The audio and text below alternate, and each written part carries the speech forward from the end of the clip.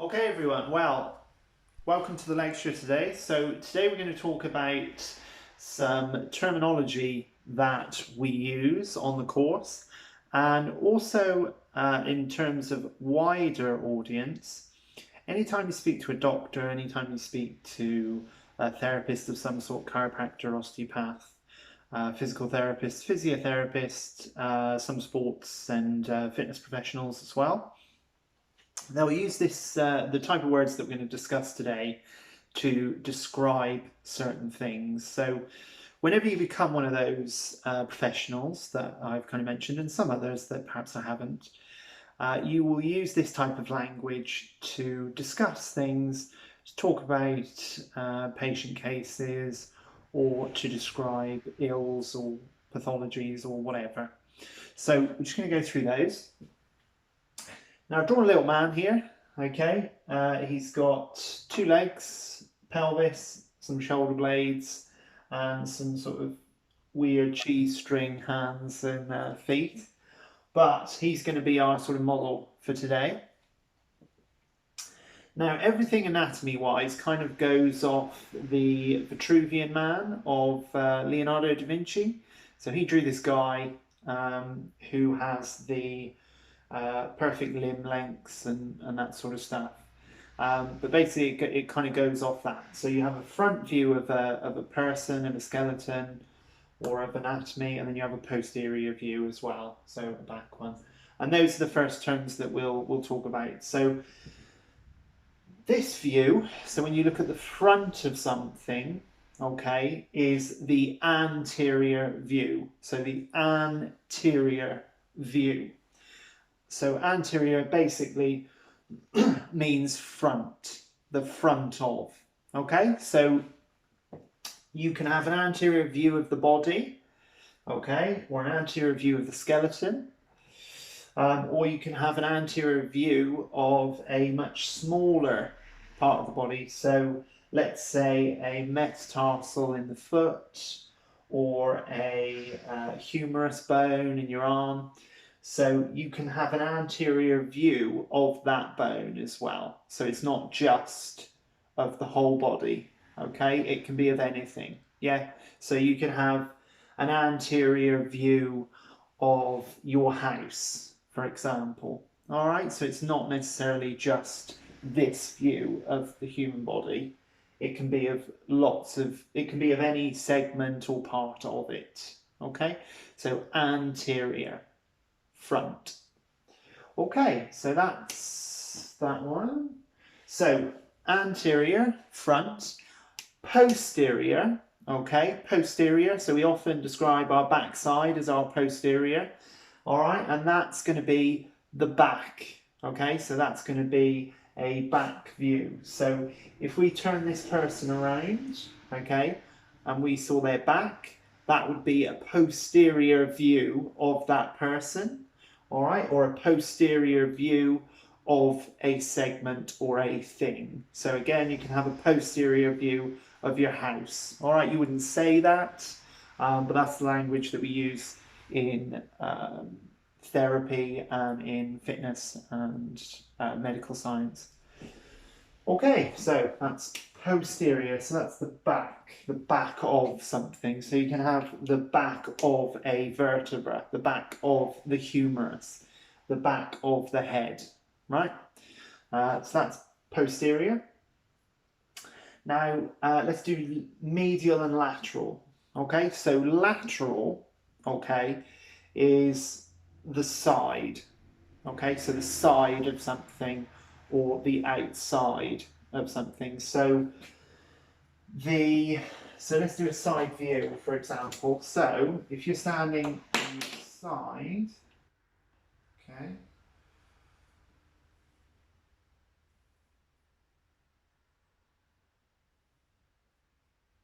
So that would be a lateral view, okay, of the body. So that would be a lateral view of the body. So it's the side. You're looking at it from the side.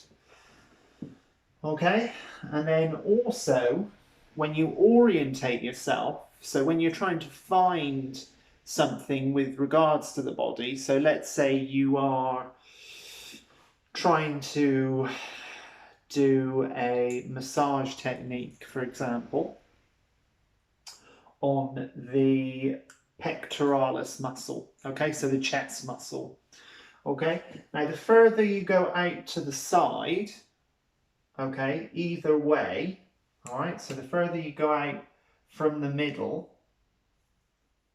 okay, the further you go out from the middle, you become more lateral or more side, yeah, more of the side, more lateral.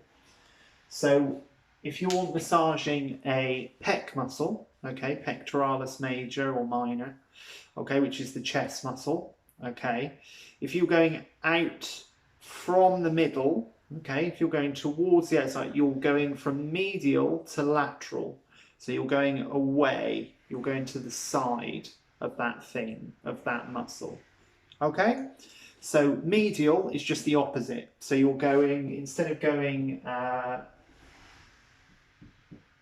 away from the middle, okay, you're going towards the middle, okay? So when you're orientating yourself, you would say something like the transverse processes are lateral to the spinous process, but the spinous process of a vertebra is medial to the transverse processes. Okay, so the closer you are to the midline, the more medial you are. Okay, and the midline, okay, midline is the line that goes through the center of the body. Okay, midline goes through the center of the body. Okay, and again, you can have a midline from a side view as well. So it just goes straight down the middle of that view. Okay, so that's still a midline. It's just a midline from a side view.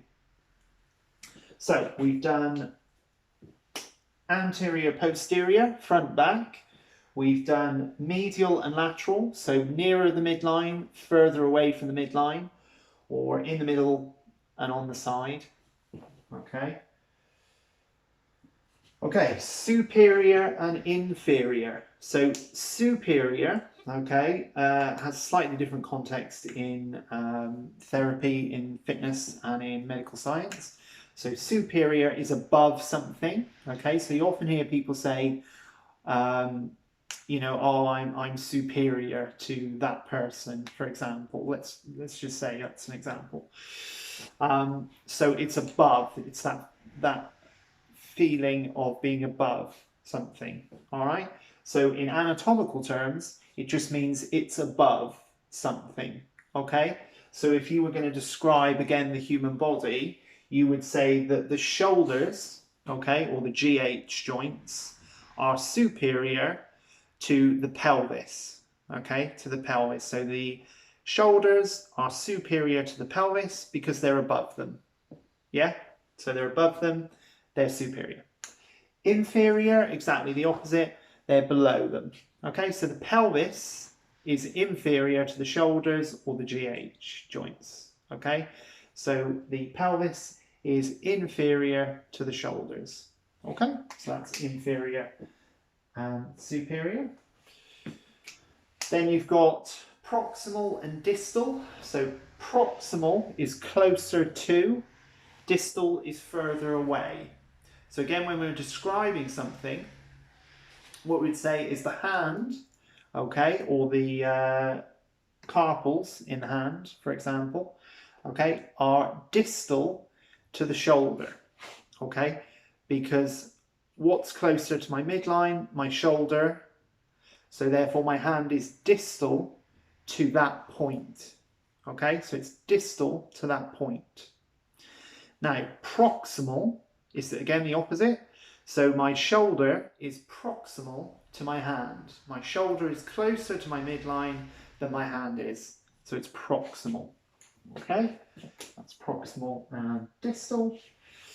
And then we've got superficial and deep, which kind of explain themselves. So if something's deep, it is deep within the tissues, it is deep lying. So for example, the brain, okay, the brain is deeper than the skin, for example, okay, because it's further inside you, if that makes sense. Skin is just the covering of the brain. So, oh well, on top of the cranium, whatever. It is superficial to the brain. So the brain is deep and the skin is superficial. But again, you can apply this to anything. Okay, so the walls of your house are superficial to the sofa in your house because it's further in the house. The sofa is further inside the house. Okay, or again closer to the midline or closer to the middle of the body, right? Or the house. Get myself confused now.